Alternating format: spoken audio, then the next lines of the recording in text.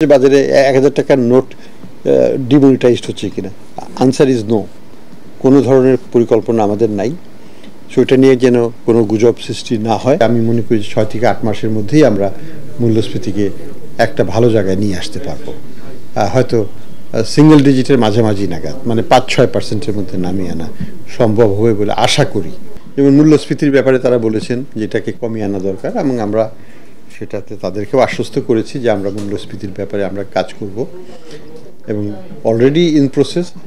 বর্তমানে যে পলিসিটা আছে, মনিটারি পলিসি বেশ টাইট পজিশনেই আছে। হয়তো একটু টাইটার করব আমরা, খুব বেশি করতে হবে না। ইন্টারেস্ট রেট যথেষ্ট উচ্চ পর্যায়ে আছে এবং সেটা যথেষ্ট সাপোর্ট দিচ্ছে আমাদেরকে। আমরা মনে করি যে একটু টাইটনিং করলেই এটা আমরা যথাযথভাবে, আমি মনে করি ৬ থেকে ৮ মাসের মধ্যেই আমরা মূল্যস্ফীতিকে একটা ভালো জায়গায় নিয়ে আসতে পারবো। হয়তো সিঙ্গেল ডিজিটের মাঝামাঝি নাগাদ, মানে ৫-৬% মধ্যে নামিয়ে আনা সম্ভব হবে বলে আশা করি। এক্সচেঞ্জ রেট কিন্তু স্টেবিলাইজড মোটামুটি আছে এখনও। দুবার একটু অসুবিধা হচ্ছিল যখন একেবারে ইউনিফাই করা হলো মে মাসে, তখন একবার ১২৫-১২৬-এ চলে গিয়েছিল, ওটা এখন আবার তখনই ১২০-এ চলে আসছিল। আবার এই অগাস্ট মাসে একটু ধাক্কা খেয়ে এটা ১২৫-এ চলে গিয়েছিল, আবার এটা ১২০-২১-এ চলে আসছে। তো আমি মনে করি যেটা এখানেই থাকবে। তো এটা হলে পরে যদি কয়েক মাস এক্সচেঞ্জ রেটটা স্টেবল থাকে, ইনফ্লেশন আস্তে আস্তে আমরা একটা ইম্প্যাক্ট পাবো আমি ধারণা করছি। ওনারা ক্রেডিট নিয়ে একটা এক্সপ্রেশন করেছেন যে ওনাদের ক্রেডিট সাপ্লাইটা কম। হ্যাঁ, এটা এই সমস্যাটার সমাধান, সেন্ট্রাল ব্যাংক তার টাকা চাপিয়ে তো এটা সমাধান করা সম্ভব না। এটা করতে হবে আমাদেরকে ডিপোজিট মোবিলাইজেশনের মাধ্যমে। আমাদের foreign inflow of foreign exchange reserve বাড়িয়ে, তারল্যটা বাড়িয়ে, সেটার মাধ্যমে আমরা ডিপোজিটগুলো যদি বাড়াতে পারি, তাহলে আস্তে আস্তে ক্রেডিট এক্সপ্যানশনও বাড়তে পারবে। ইন দ্য মিন টাইম যেটা করতে হবে আমাদের, সেটা হচ্ছে যে ফাইন্যান্স মিনিস্ট্রির সাথে বসে গভর্নমেন্টের যে বরোয়িং রিকোয়ারমেন্ট আছে, ওনারা যেমন বাজেটে বলেছেন ১,৩৭,৫০০ কোটি টাকার মতো, সেটা থেকে ওখানে কমিয়ে আনতে হবে, অনেক কমাতে হবে। এটা কমাতে পারলে প্রাইভেট সেক্টরের ক্রেডিটটা একটু বাড়বে। আমরা যারা দোষী তাদেরকেই টার্গেট করব, কিন্তু বিজনেস প্রতিষ্ঠান বা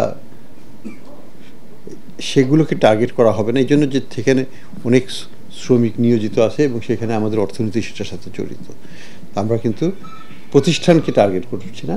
যারা প্রতিষ্ঠানের কর্মকর্তা, মালিকও হতে পারেন, যদি তারা যে কোনো কারণেই খারাপ কিছু করে থাকে, সেটা আইনগতভাবে সেটার ব্যবস্থা হবে।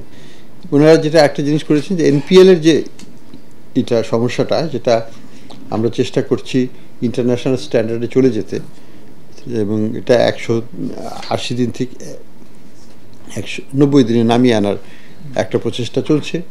সেটা নিয়ে ওনারা একটু সংজ্ঞা প্রকাশ করেছেন যে বর্তমান পরিস্থিতির প্রেক্ষাপটে, প্লাস আগের কোভিডের ইম্প্যাক্ট ইত্যাদি সব মিলিয়ে বিজনেস এখনও ওই পর্যায়ে নাই যে এটা ১৯০ দিনের মধ্যে এটা করলে পরে নন পারফর্মিং লোন অনেক বেড়ে যাবে এবং অনেক বিজনেস হাউস ক্ষতিগ্রস্ত হবে পারমানেন্টলি, তাদের ক্রেডিট অ্যাক্সেসটা কমে যেতে পারে, ইম্পেয়ার্ড হয়ে যেতে পারে। সেই কারণে তারা এই সংখ্যাটা প্রকাশ করেছেন। আমরা বলেছি যে আমরা এটা দেখব, তবে আমরা ইন্টারন্যাশনাল স্ট্যান্ডার্ডে যাব, সেটা নিয়ে কোনো ব্যত্যয় নাই।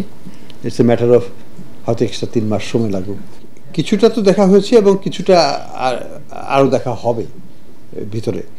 এখন এই পর্যায়ে আমি এটুকুই বলবো যে যেটা হওয়ার সেটা হয়ে গেছে, সেটাকে উদ্ধার করার প্রক্রিয়াটা ভিন্ন, এবং সেজন্য আমাদের দুদক আছে, আমাদের বিএফআইইউ আছে, এবং আমরা যেটা চেষ্টা করছি যে আর কোনোভাবে যেন এখান থেকে টাকা নিয়ে সরতে না পারে, যে কারণে তাদের লেন্ডিং বন্ধ করে দেওয়া হয়েছে, কোনো রকমের উইথড্রয়াল তারা করতে পারবে না ইত্যাদি। তো এই জিনিসগুলো চেকস অ্যান্ড ব্যালেন্স রাখা আছে। আমরা আশা করি যে আমরা পরবর্তীতে যখন ব্যাংকিং কমিশনগুলো হবে, এই দুর্বল ব্যাংকগুলোকে আমরা তখন হয়তো ভিন্নভাবে এদেরকে অ্যাড্রেস করে চেষ্টা করবো এদের সংখ্যা কমিয়ে ফেলতে, বা একীভূত করার চেষ্টা করা যাবে। বিভিন্নভাবে প্রবলেমটাকে সলভ করতে হবে, কিন্তু হঠাৎ করে টাকা দিয়ে সলিউশন হবে না, হঠাৎ করে বন্ধ করে দিয়েও কোনো সলিউশন হবে না। কারণ আলটিমেটলি তো ডিপোজিটরদের টাকা তো ফেরত দিতেই হবে, এবং সেই দায়িত্ব সরকারের নয়, দায়িত্ব হচ্ছে সেই ব্যাংক কর্তৃপক্ষের। কারণ সেখান থেকে তাদেরকে উদ্ধার করাটাও একেবারে তড়িৎ গতিতে উদ্ধার করে ফেললাম, সেটাও কিন্তু ঠিক হবে না। So let the bank run its business, let the depositors decide তাদের কনফিডেন্স আছে কিনা ওই ব্যাংকের উপর। If the bank goes under, ডিপোজিটারে যদি সবাই চলে যায় তাহলে তার গো আন্ডার করলে কোনো অসুবিধা নাই, কিন্তু সবাই তো যেতে পারবে না, that is the problem. So but we understand there is a problem, আমরা একটু সলভ করার চেষ্টা করবো, বাট